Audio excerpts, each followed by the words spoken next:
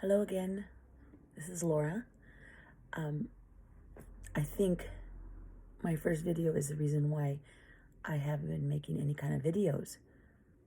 I'm not good at them, but I thought about it. I've been talking to other people and they've kind of convinced me that I need to share my story. And so I decided to kind of think of this series of videos as a fairy tale, like Once Upon a Time. And that's why I have my title, Once Upon a Time, a JW, because I think we were living in a sort of like a fairy tale fantasy, all fiction, but we were made to believe that it was true, that we'd live one day in a forest with all these animals, that we can, talk to them in a sense.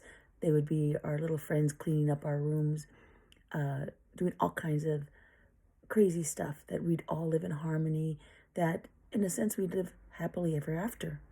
But that's not the case. I think what we've found, and I found personally, this is my experience, that being one of Jehovah's Witnesses, I bought into that. I wanted something better when I was 13 years old. And it served a purpose for me because of the circumstances of my life, because of where I was at that time. And I was fully indoctrinated. I totally believed at 13 years old. And I thought I was old enough to make a decision about who I wanted to serve, what religion I wanted to be in, and that it would kind of protect me in so many ways from, again, the environment that I was living out of, living in and living from. So here's my story. When I was about, let me backtrack. I grew up in a family of 4 girls. I was the youngest. My mom was a single mom. She left my dad when I was around 1, and she raised us in a sense in California, and we lived, a very poor life. However, my mom was very good at raising us, and she did everything she could to make sure we had our food, home, and shelter. My older sisters have a different experience because they were going through the back and forth between my mom and my dad, having a rough patches in their relationship. When I came along, I had, I think, the most stability of all the siblings. And my sisters, they grew up, they moved out of the house, and I was approaching 9, 10, 11, 12, and I was there with my mom and my sister. And we pretty much stayed like the 3 amigos, very close together, and we watched out for each other, and we supported each other in so many ways. Then my mom came across some witnesses here and there, and she liked what they were teaching. My mom always had a love for the Bible, and she taught us to have a love for the Bible as well.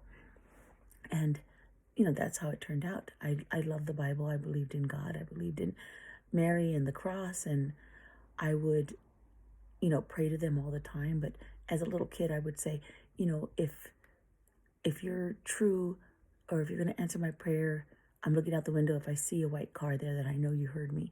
I would do those kinds of things, little things kids would do because you believed it, sort of like a fairy tale. And our neighbor, we lived in the projects, and our neighbor had a knock on the door, and some witnesses offered to study with her. And she actually knocked on our door the next day and said, hey, some witnesses came by and they wanted to study, but I don't want to study in my house. Because in her house, she had all across the whole living room those velvet pictures. In the 70s, they had those velvet pictures, but they had all kinds of positions, if you know what I mean, of male and female.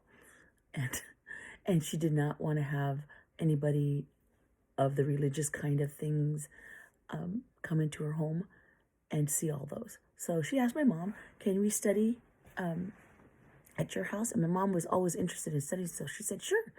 And sure enough, we waited on that Wednesday, and nobody showed. And so we waited the following weekend because we did have some truth books that my mom had gotten a while back from, you know, street to street witnessing. And so we had those, and I had studied them and looked them up and looked all the scriptures up in my mom's Catholic Bible. And then finally, the following Wednesday came, and two sisters, two beautiful sisters, they were young, and they were single parents too, and they were raising their children that were similar in age as mine, as I was. And they started studying with us. And my mom loved it. I loved it. I loved the attention. I loved the time spent. They did a lot of praising. They kept saying, "Oh, you're a better reader than my own children." And I was just absorbing it like a sponge. And we studied for maybe about a month. And in the meantime, they invited us to the Kingdom Hall, and we did go. My mom and I went. And it was a very modest hall. It had those fold-up chairs, and it was, it was still in the bad part of the city. Basically, we lived in the bad part of the city too. And my mom drove there, and we walked in, and the first talk that they had was about Armageddon, and will you be one of the survivors? I remember clearly sitting down in those fold-up chairs and listening and being scared out of my wits that, this was it. We were going to die if we didn't become witnesses. And at the time, it was 1974, and there was a big rush because there was 6,000 years of man's existence kind of finalizing, and the 1,000 years of the millennium would then make the 7,000 years of man, of the seventh day of God's rest. And so we were convinced that we need to finish our studies, finish them, very much so, and get baptized. So the following year, 1975, we knew that October was sort of like the deadline. And in May, I remember May 25th in 1975, my mom and I got baptized at the local assembly hall. It was just newly built. It was beautiful. We walked in, and it just clean seats, beautiful. Inside, it had a door that slid open, and people would get baptized there. It was just so beautiful. And we got baptized. That was the time when we would go, I think it was Thursday night to the meeting, and then Sunday night to the meeting over at the assembly hall. And then we would, on Saturday, we got baptized. That was a full day, or half a day, something like that. And then Sunday was a full day. It was a 4-day circuit assembly, and we got baptized. And after that, I just felt like finally I was one of Jehovah's Witnesses, and I felt like I could sing the songs. We're Jehovah's Witnesses, and I felt like I found a home. I had so many brothers and sisters that really just embraced me and took me under their shoulder, and and just gave me a lot of encouragement.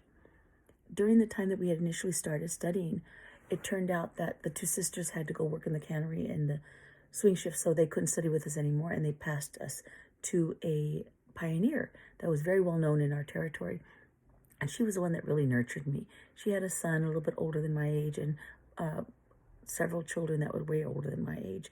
But she really took a liking to me, and she would pick me up weekends, and she'd pick me up during the summer. So instead of being like sort of trapped in my apartment where there was all kinds of drugs going on outside and drug dealerships, and we were in a gang war at that time, and a police and gang war. And it was pretty scary living where I lived.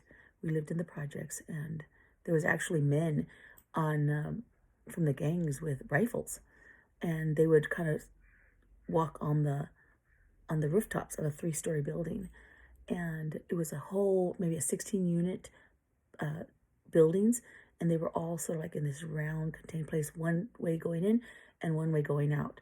So you could hear them saying, brown and white, coming in, and you could see them from 3 blocks down the road. So by the time the policemen came, they would, clean up whatever they needed to clean up, and they could never catch them. But I do remember going out in field service, and I remember going even to our meetings we'd have to walk down the stairwell that was enclosed and walk over people doing drug deals and people shooting up heroin. And one time my mom and I had to walk over a newspaper filled with money. And I remember stepping over it, and they told my mom, pray for us. My mom said, we will. We'll pray for you. And they left us alone, I think because mainly we were the only Hispanic person in that whole projects. It was African American. But I was there, living in there since I was 2 years old. Our family was there. So we were very well established. And we didn't cause any problems. And they didn't try to cause any problems with us. They just kind of knew we were Bible people, and, and they left us alone. My sisters, on the other hand, they were much older when they lived there, and they used to get into a lot of fights. But as far as I was concerned, nothing really ever happened while I was there. And we had a beautiful inside. My mom took very good, clean care of our home, and she saved her pennies and bought us things to go in the home to make it look nice. And eventually it was just, like I said, my mom and my sister and myself. And we lived there. And we studied. And then finally it got really, really bad. The drug wars got horrible. And as a teenager and being a witness, really couldn't go anywhere. And I stayed stuck in the house. So my only escape was going to the meetings, going out in field service, going to the gatherings, associating with the brothers and sisters. And that helped me. That helped me stay away from drugs. That helped me stay away from being pregnant at an early age, because most of my friends that were in middle school at the time, we called it junior high school, they were getting pregnant at 13, 14. I had one friend that I used to skate with daily and ride the bike daily, and she all of a sudden wouldn't come out of her house. And I would just see her from this up out the window, and I kept calling her to come out and play, and she said, I can't. My mom said I can't. I have to take care of myself. And I never understood why, because I was like 10, 11 myself. And then it turned out that one day she was out with a carriage, and she was holding a baby. She had a baby at 12 and a half, and that blew my mind, because I was still playing with Barbies at that time. And, very young, very immature, very naive, and going to the meetings and being very innocent in many ways. But eventually I'll get to the story where I wasn't quite innocent. But we studied.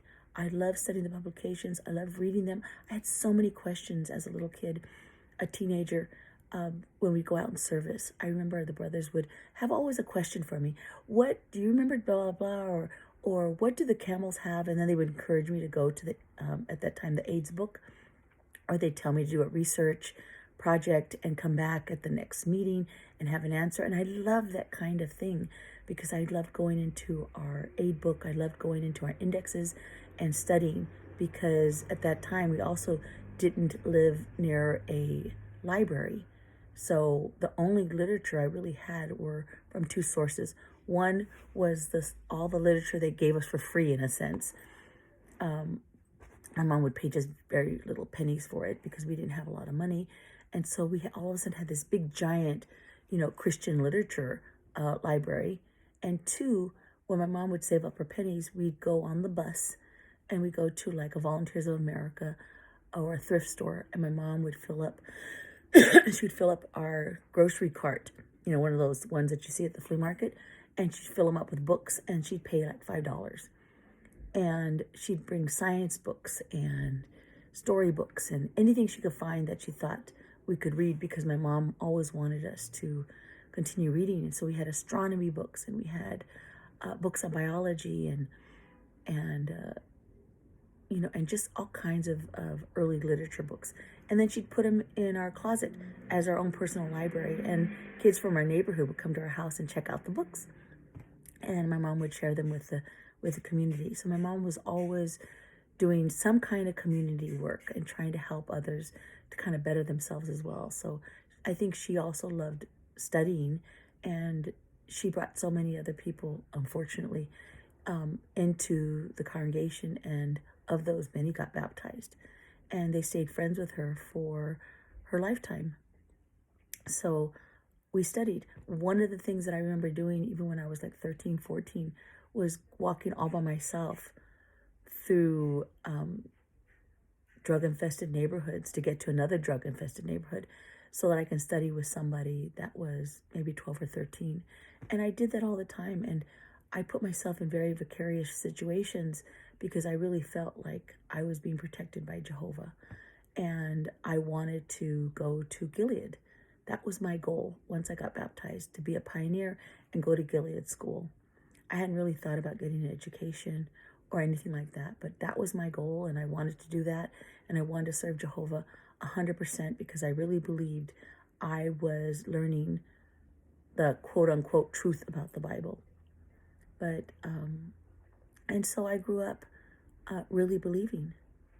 And so I'll end right there because I want to upload it, and I'll add the other piece, what happened during my teen years. Okay, thank you.